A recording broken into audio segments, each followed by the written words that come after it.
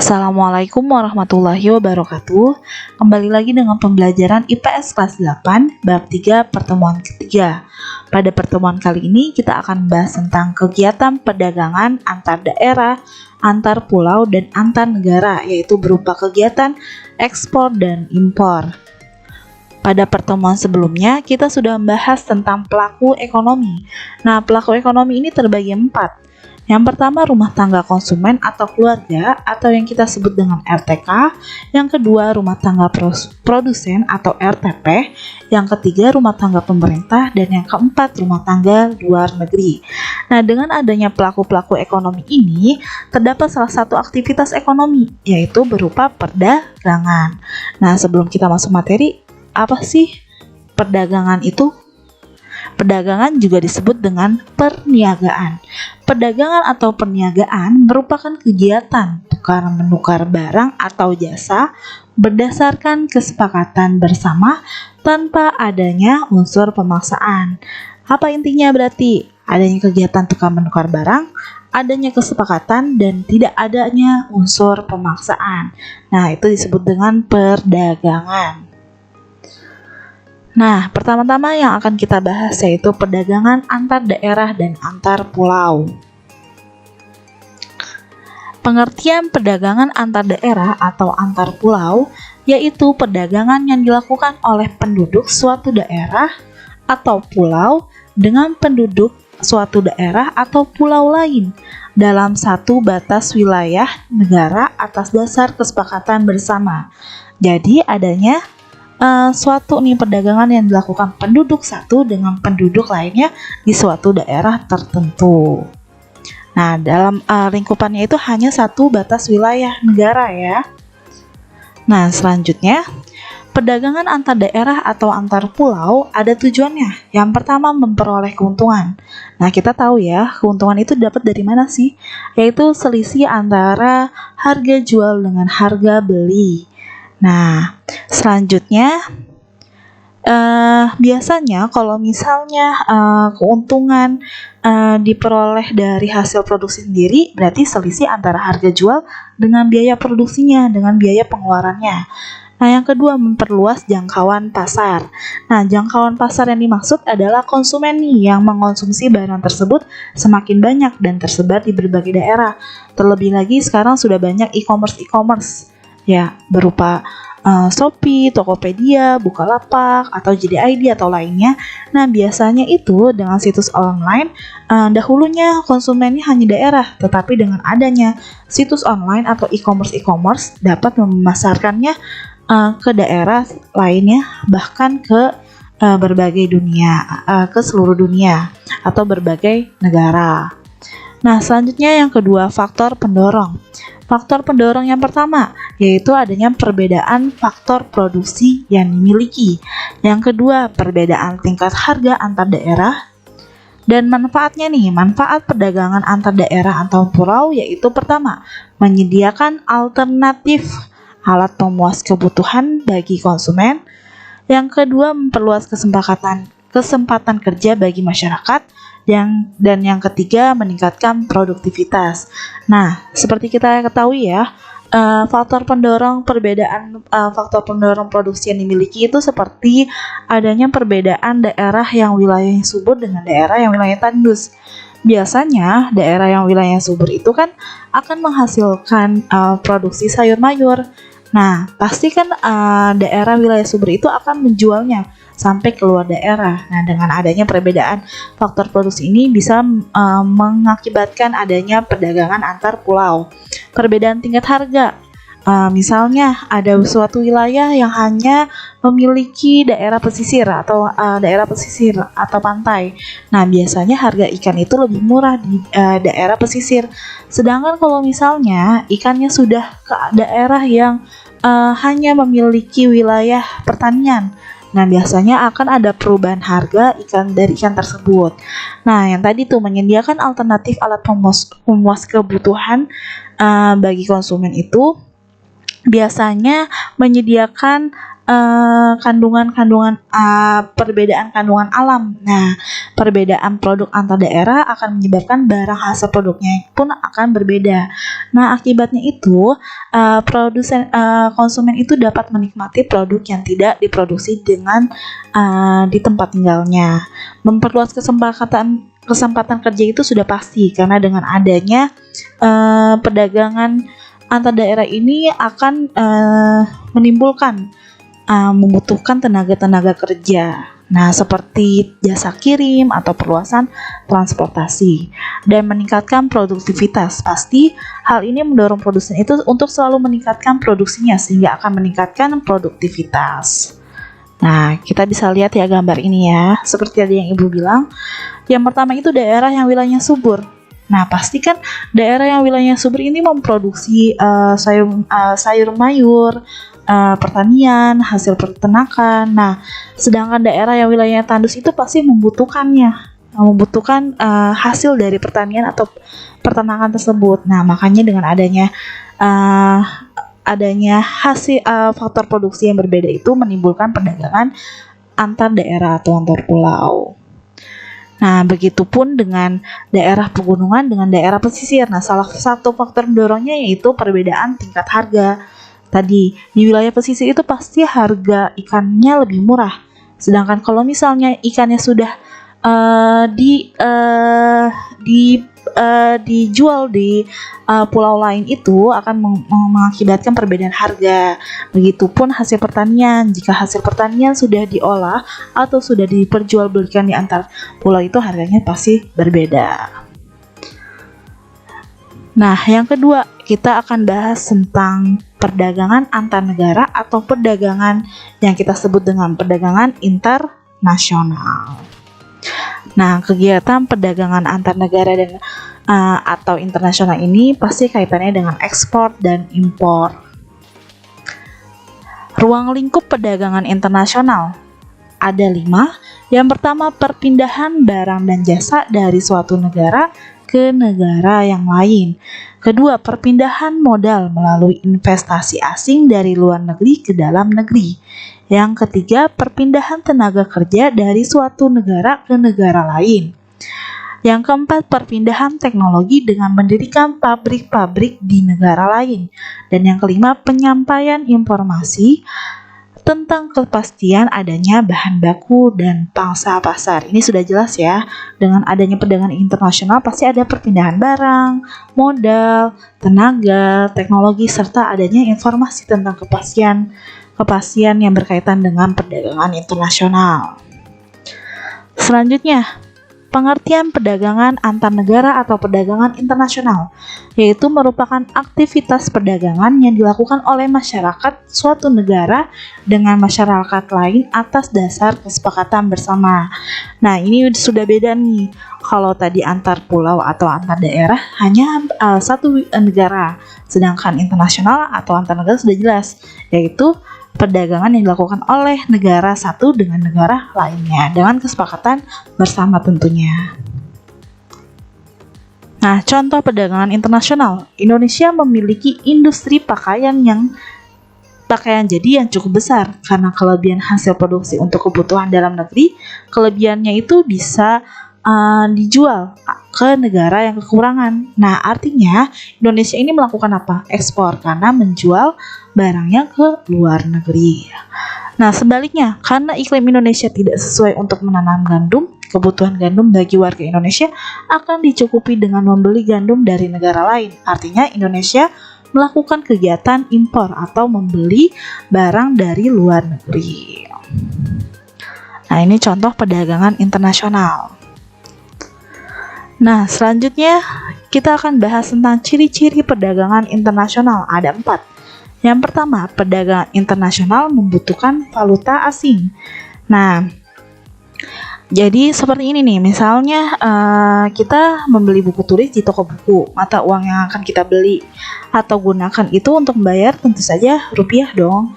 Tapi beda ceritanya kalau misalnya orang Indonesia akan mengimpor sepeda motor dari Jepang. Nah, mata uang rupiah itu tidak berlaku di sana, melainkan kita harus membayarnya dengan mata uang yang berbeda, yaitu mata uang negara yang menjual barang tersebut.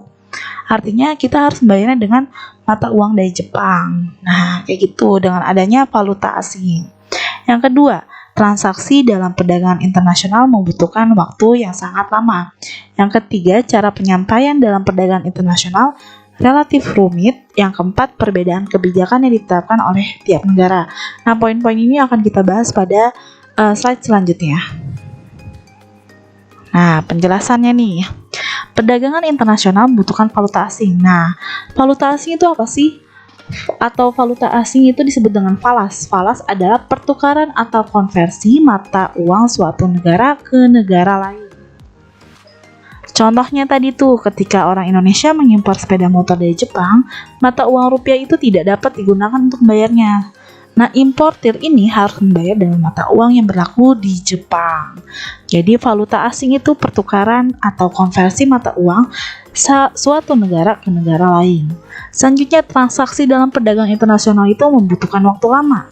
Dalam transaksi jual beli berlangsung 3 tahap nih, yaitu kesepakatan harga, pembayaran, dan penyerahan barang. Nah, ketiga tahapan dalam perdagangan di atas ini tidak terjadi bersamaan, namun pelaksanaannya tidak terlalu lama. Biasanya kalau misalnya di dalam perdagangan antar daerah, tetapi beda kalau misalnya di perdagangan internasional. Nah, kesepakatan harga, pembayaran, dan penyerahan barang itu sering memerlukan waktu yang bahkan berminggu-minggu atau berbulan-bulan. Hal ini karena adanya kendala jarak dalam prosedur ataupun prosedur ekspor impor yang sangat rumit. Nah, pasti nih seperti misalnya kalian belanja sesuatu di e-commerce dari luar negeri. Nah, itu kan biasanya pasti sampainya nggak sampai sehari 2 hari seperti kalian beli di dalam negeri. Tapi kalau dari luar negeri pasti berminggu, bahkan ada yang berbulan-bulan. Itu karena adanya prosedur ekspor impor yang rumit atau kendala jarak. Selanjutnya ada cara pembayaran dalam perdagangan internasional relatif rumit. Nah, dalam perdagangan internasional, penjual dan pembeli lebih percaya menggunakan cara pembayaran dengan letter of credit. Nah, letter of credit adalah surat yang dikeluarkan oleh bank atas pemerintah importir yang menguasakan penerima tersebut untuk menarik wesel pada bank yang bersangkutan sesuai dengan keadaan yang tercantum dalam surat tersebut. Nah, apa sih itu wesel? Nah, wesel itu surat pembayaran yang dapat diuangkan kembali oleh bank kepada pemegangnya. Nah, jadi dengan adanya LC ini mempermudah pembayaran perdagangan internasional itu malah bahkan jadi rumit karena dengan adanya harus adanya wesel atau pembayaran dengan menggunakan LC ini. Selanjutnya, perbedaan kebijakan yang ditetapkan oleh setiap negara.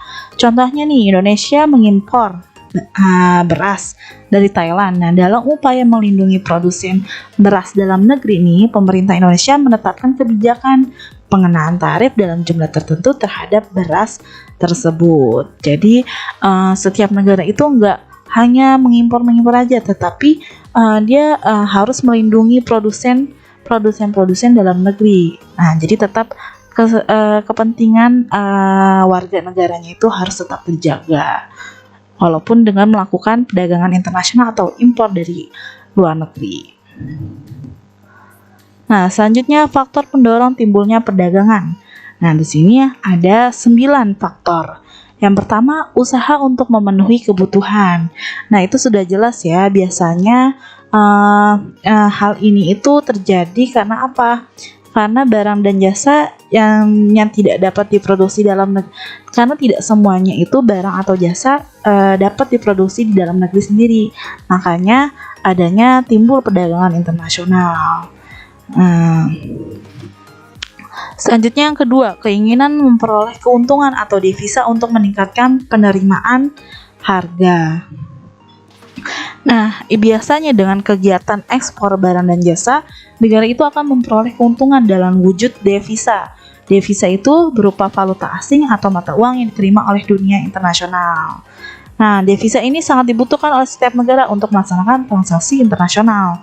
Dan ini namanya itu devisa ya. Yang ketiga, perbedaan sumber daya alam. Nah, itu sudah pasti, dengan setiap negara itu pasti memiliki keadaan geografis yang berbeda-beda. Makanya dengan adanya perdagangan internasional, satu negara dengan satu negara lainnya saling menutupi atau mencukupi kebutuhan hidupnya. Nah, misalnya negara Indonesia itu kaya akan hasil bumi, seperti cengkeh, lada, dan kopi, sedangkan Australia itu merupakan penghasil hewan ternak. Nah, itu bisa saling tukar-menukar antara sumber daya alam satu dengan sumber daya alam lainnya. Yang keempat, perbedaan selera konsumer. Nah, contohnya itu negara A sebagai penghasil daging sapi, sedangkan negara B penghasil daging ayam. Nah, ini sedangkan penduduk negaranya itu beda-beda seleranya. Nah, itu bisa menimbulkan perdagangan internasional. Selanjutnya yang kelima, lanjutannya, perbedaan kemampuan SDM atau sumber daya manusia. Contohnya ada negara yang sudah mampu dan ada yang belum mampu untuk memproduksi pesawat. Nah, sedangkan hampir seluruh negara itu pasti membutuhkan pesawat dong. Nah, ini adanya perbedaan kemampuan bisa menimbulkan atau mendorong perdagangan internasional. Selanjutnya yang keenam, perbedaan kemampuan negara untuk mengolah sumber daya ekonomi. Nah, biasanya dengan adanya perbedaan untuk mengolah sumber daya ekonomi itu bisa menyebabkan biaya produksi di suatu negara itu relatif lebih murah dibandingkan dengan biaya produksi di negara lain. Nah, kondisi ini bisa menyebabkan suatu negara itu memutuskan untuk mengimpor barang karena barangnya itu lebih murah. Nah, yang ketujuh, keinginan untuk membuka kerjasama, hubungan politik, dan dukungan dari negara lain. Nah, itu sudah jelas ya, perdagangan internasional juga akan menyebabkan hubungan kerjasama antar negara semakin erat.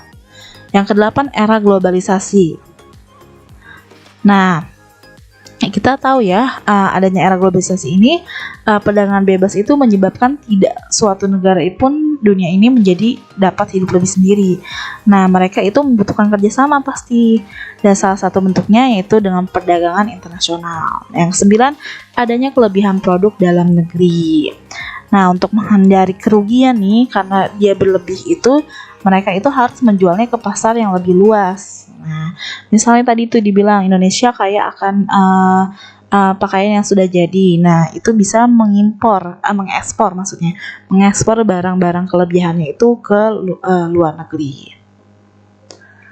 Selanjutnya, aktivitas perdagangan antar negara. Ada dua, yaitu ekspor dan impor. Nah, jangan sampai tertukar nih. Ekspor itu merupakan kegiatan menjual barang dan jasa ke luar negeri. Nah, pelakunya itu kegiatan ekspor ini disebut dengan eksportir. Sedangkan impor, tadi kalau ekspor menjual, impor membeli. Nah, impor adalah kegiatan membeli barang dan jasa ke luar negeri. Pelakunya disebut importir. Ingat ya, kalau ekspor menjual ke luar negeri, kalau impor membeli barang luar negeri. Nah, aktivitas perdagangan antar negara atau ekspor. Tujuan ekspor mendapatkan keuntungan pasti atau mendapatkan laba. Barang yang akan dibayar oleh pihak pembeli dengan alat pembayaran berupa mata uang luar negeri. Nah, jadi kita misalnya mau mengekspor ke negara mana nih? Jepang. Nah, barang yang akan kita bayar itu dengan menggunakan mata uang luar negeri. Dengan adanya ekspor ini, pemerintah itu mendapat pendapatan itu berupa devisa. Nah, devisa apa nih? Devisa artinya sejumlah emas atau valuta asing yang digunakan untuk transaksi pembayaran dengan luar negeri yang diakui oleh dunia internasional. Nah, kegiatan ekspor impor itu pasti menimbulkan devisa bagi suatu negara. Selanjutnya, barang yang diekspor oleh Indonesia itu ada dua. Ada barang migas dan barang non-migas. Biasanya barang migas itu berupa minyak bumi, yaitu misalnya adalah barang yang tambang yang berupa minyak bumi dan gas. Sedangkan barang non-migas adalah barang yang bukan berupa minyak bumi dan gas seperti hasil perkebunan, pertanian, peternakan, perikanan, dan hasil pertambangan yang bukan berupa minyak bumi dan gas. Nah, jelas ya barang migas dan non-migas dan ekspor. Nah, Intinya, kalau misalnya kegiatan ekspor impor ini pasti akan menimbulkan kaitannya dengan pendapatan berupa devisa atau pengeluaran berupa devisa. Nah, selanjutnya kita akan bahas tentang kebijakan pemerintah untuk mendorong ekspor. Yang pertama ada pemberian subsidi. Subsidi apa sih? Nah, subsidi adalah kebijakan pemerintah untuk membantu menutupi sebagian biaya produksi per unit barang produksi dalam negeri. Nah, biasanya pemberian subsidi pemerintah ini berupa keringanan pajak, tarif angkutannya lebih murah, kemudahan mengurus kegiatan ekspornya, dan memperoleh kredit dengan bunga yang sangat rendah. Nah, yang kedua, diversifikasi ekspor. Maksudnya adalah penganekaragaman barang ekspor dengan memperbanyak jenis barang yang diekspor. Jadi, barang-barang yang diekspor itu tidak hanya satu macam, tetapi beraneka ragam. Nah, ada dua macam diversifikasi ekspor ini. Ada diversifikasi horizontal, artinya diversifikasi ekspor ini dengan menambah macam barang yang diekspor. Nah, kalau misalnya diversifikasi vertikal dengan menambah variasi barang. Kalau tadi kan ingat ya, horizontal berarti dia hanya menambah macam barangnya. Tapi kalau misalnya vertikal itu lebih bervariasi apa aja. Nah, yang ketiga adanya premi ekspor. Premi ekspor itu dapat berupa penghargaan atas kualitas barang yang diekspor. Nah, pemberian bantuan keuangan juga bisa nih. Premi ekspor itu bisa berupa pemberian bantuan keuangan. Premi itu artinya insentif ya, atau bantuan itu tadi, pemberian bantuan keuangan dari pemerintah kepada pengusaha kecil dan menengah yang orientasinya itu untuk usaha ekspor. Yang keempat, meningkatnya promosi dagang ke luar negeri. Nah, ini dengan cara melakukan pameran dagang di luar negeri agar produk dalam negeri itu lebih dapat dikenal dan tidak salah kain dengan produk-produk luar negeri lainnya. Selanjutnya, yang kelima, yaitu diskriminasi harga. Adalah perlakuan harga yang berbeda dari setiap negara dengan tujuan mendapatkan keuntungan yang lebih besar. Yang keenam, mengadakan perjanjian kerjasama ekonomi internasional. Nah, pasti kalau misalnya kita melakukan perdagangan, adanya kesepakatan, Nah, kalau internasional itu mengadakan perjanjian. Misalnya nih, seperti perjanjian kontrak pembelian LNG atau liquid natural gas Indonesia yang dilakukan oleh Jepang dan Korea Selatan.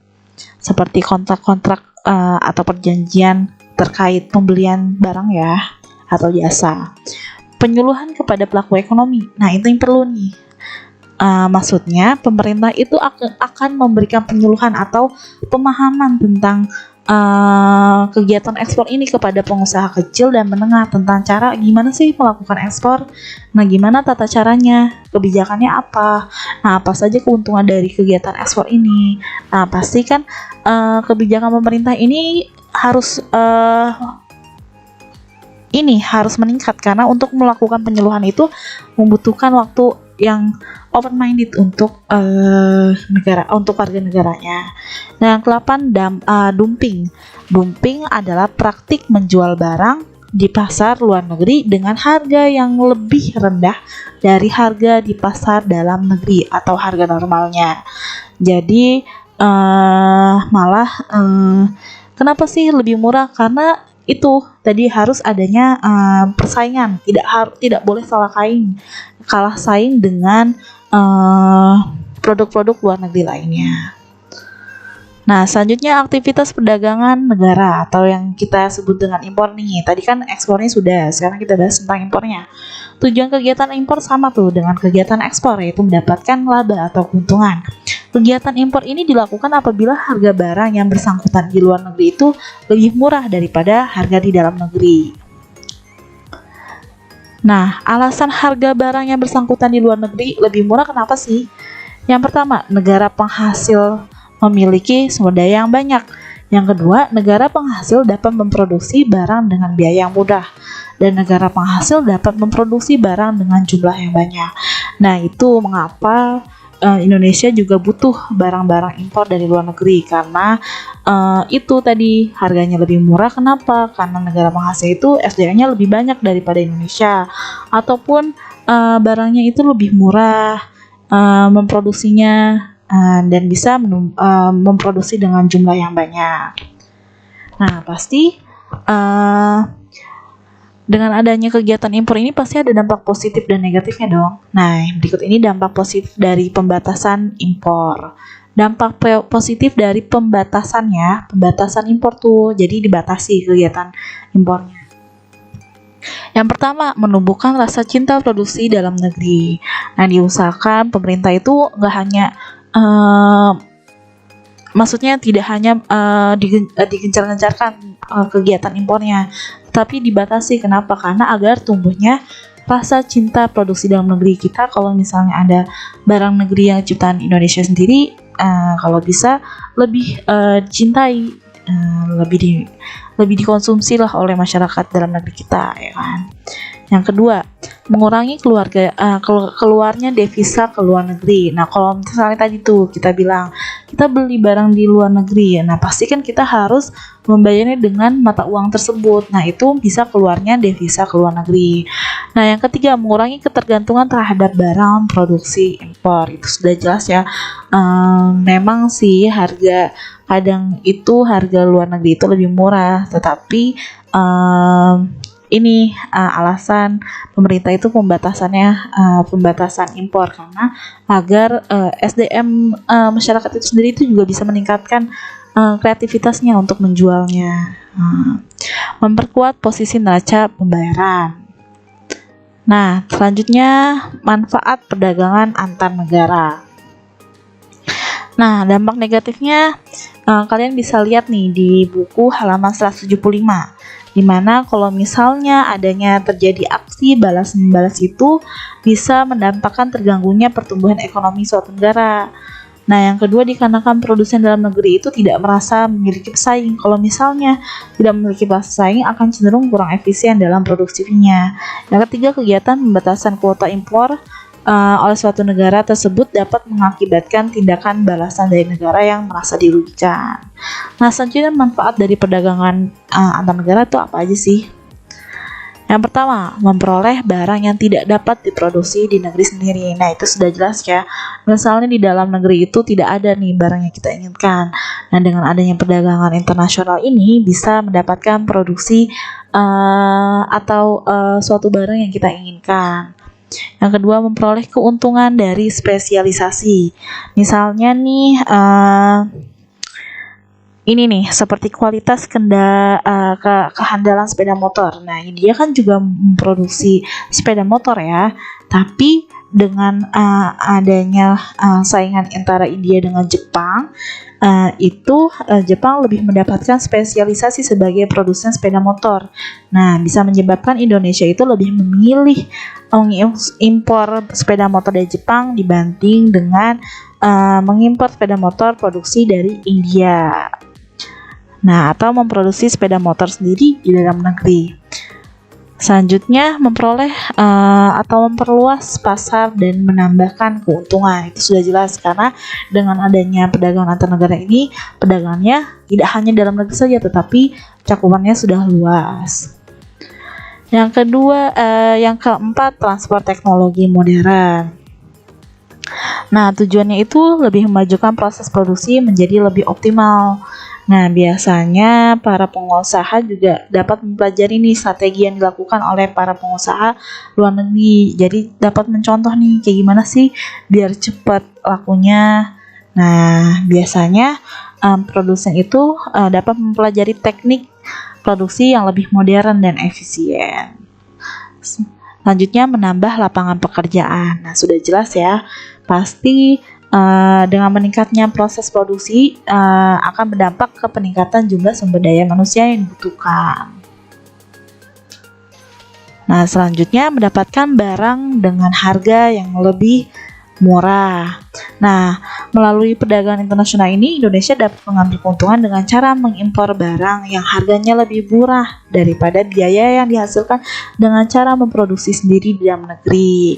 Nah, jadi jika misalnya suatu negara itu tidak memungkinkan untuk memproduksi sendiri dengan harga pengeluaran yang cukup mahal, nah lebih baik mengimpor dengan harga yang lebih murah dan lebih efisien juga.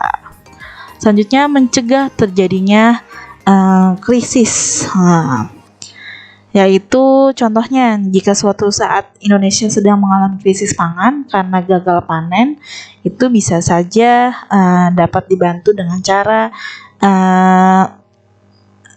itu mengekspor, karena kan mengekspor barang ke Indonesia dan membantu Indonesia itu untuk mencegah terjadinya krisis bahan pangan. Nah, selanjutnya mendorong kegiatan ekonomi dalam negeri, menjalin hubungan antar negara menjadi lebih harmonis, itu lebih pasti ya. Karena dengan adanya perdagangan internasional, hubungannya semakin erat dan lebih harmonis. Nah, penemuan teknologi baru dengan adanya tenaga ahli. Nah, selanjutnya yang ketiga, kita akan bahas tentang perbedaan perdagangan antar pulau dengan perdagangan antar negara. Ada 3 nih. Yang pertama, peluang perdagangan yang lebih luas. Bedanya apa? Kalau di internasional itu, perdagangan internasional, suatu negara dapat menjual barang atau jasanya ke negara lain dan bisa juga membeli barang atau jasa dari negara lain. Sedangkan perdagangan antar pulau atau antar daerah hanya dapat melakukan perdagangan antar daerah dalam lingkup satu negara saja. Selanjutnya, adanya kedaulatan negara. Perdagangan internasional, bangsanya dapat mengatur aliran barang atau jasa, tenaga kerja, dan keuangan, sedangkan perdagangan terpulau bebas tanpa adanya aturan yang berarti bagi suatu negaranya. Dan yang ketiga, penggunaan kurs tukar. Nah, kurs tukar adalah perjanjian yang dikenal sebagai nilai tukar mata uang terhadap pembayaran saat ini atau kemudian hari antara dua mata uang masing-masing suatu negara. Perdagangan internasional pasti menggunakan kurs tukar yang berbeda-beda. Misalnya, Indonesia menjual barang ke Jepang, pasti dibutuhkan kurs tukarnya dengan uang negara Jepang. Ataupun Indonesia membutuhkan barang dari tadi tuh beras misalnya dari Thailand atau Filipina. Nah, dengan cara melakukan kurs tukar juga. Sedangkan perdagangan antar pulau hanya menggunakan satu kurs tukar, yaitu rupiah. Nah, sudah paham sampai sini tentang kegiatan perdagangan antar pulau ataupun antar negara? Ya, jika kurang paham bisa menanyakan apa-apanya nanti di diskusi di grup ataupun chat pribadi. Kurang lebihnya mohon maaf. Wabillahi taufiq wal hidayah. Wassalamualaikum warahmatullahi wabarakatuh. Terima kasih.